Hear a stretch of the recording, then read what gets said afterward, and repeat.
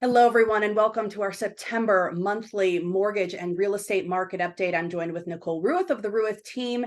And Nicole, we were just talking about how tough of a market this is. This is tough from all standpoints, from realtors to buyers to sellers to yourself, mortgage lenders. Everyone is having a tough time in this market, and I'm really equating this to the market of sacrifice. We all have to sacrifice as buyers and sellers, as realtors, as mortgage lenders, as clients, because interest rates, because of the volatility of the market. What are you seeing on your end? Gosh, that's a great word, sacrifice. I'd also throw in there strategy, Yeah. right? This is a market that is being inundated with negativity. I don't care what channel you turn on. If you're watching the news, it's the beat down the housing industry. And that's the timeline that we're in. Meanwhile, the stock market and how sexy it looks. But if you strip out the 7 stocks, it's actually not doing well either. So we've got this economy that's shifting, and it's been shifting for longer than we all wanted. So to your point, this is still a phenomenal market. It's just got different winners. It just feels and looks different. So for first-time home buyers who were shut out and feared out, the race isn't to how much money you can put down on a home today, so they can actually get in with a down payment assistance or an FHA. For sellers, you got to be on your game. You got to price it right and stage it right. Yep. But the right home still has multiple offers, but the wrong home, or if it's not staged or priced right, doesn't. So you have to exercise patience, knowing that the right buyer will come. All of us have opportunities in this market. We just have to look at it differently.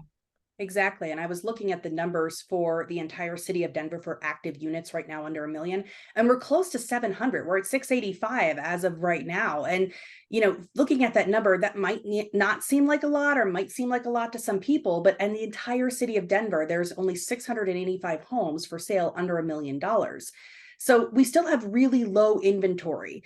But we also are combating that with really high interest rates for the buyers out there that are forcing a lot of them off the table right now, because unfortunately we're at the time of year, we're in September, almost October next week, to be honest, where people are now thinking about, you know what, I'm just going to settle down. I'm going to hibernate just like the bears up in the mountains. And I'm going to get all my nuts and my cranberries and all my granolas. And I'm going to chill out for the season. Right. Because we got the holidays coming up. That doesn't sound bad to me right now. That doesn't sound bad to me either. We got football season going on. Unfortunately, the Broncos, that was a really tough loss yesterday, but going back to I digress. But going back to that, we still have crushingly low inventory, high interest rates. So like you said, it is all about the strategy. We have to think strategically, and we have to price those homes right. And sellers are, it's not the COVID market anymore. We keep telling you that. So we have to maybe think a little bit, maybe under market value, to entice the buyers that are left in this market to come, or maybe that are on the fence still, to come out and come take a look at your property. So yeah, it's all about thinking strategically and creatively to get through this market. And you have some interesting stats from the Black Knight report. Is that correct? I do. So Black Knight is a major data aggregator. They're a nationwide company that collects a lot of data and then puts out monthly reports based on not just the housing industry, but it is one of their bigger industries that they report on.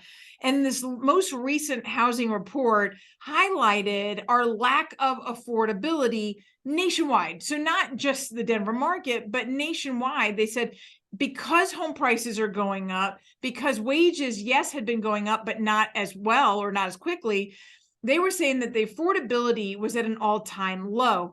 And in order to bring affordability back towards historic norms, we would have to see a combination of these 3 things. So whether it's interest rates going down by 4%, so we're at 7.5% now, so we'd have to go down to 3.5%, as much as we'd all like that. It's highly improbable. Right. We'd have to see wages go up 60%. Well, ask how that's working for the UAW workers right now. They're trying to get 40%, and they're getting a lot of pushback. So getting to 60% wage increase is going to be tough. Or we'd have to see home prices drop 27%. And to put that in perspective, in 2008, one of the worst housing bubbles of all time, the Denver market lost 11% one year. We only lost value in 4 years, and the other 3 were minimal, under 3%. One year we lost 11%. We'd have to lose home values of 27%. So ultimately, what you come out of that statistics with is, okay, so we're not going to return to historic normals of affordability. So if we're not, what's next? Right. So I can't just go, I'm waiting for that to happen. So I have to acknowledge the fact that it's not going to happen. So then what is my option? If your option is to jump in, I can show you where we have extremely low inventory. You just said it.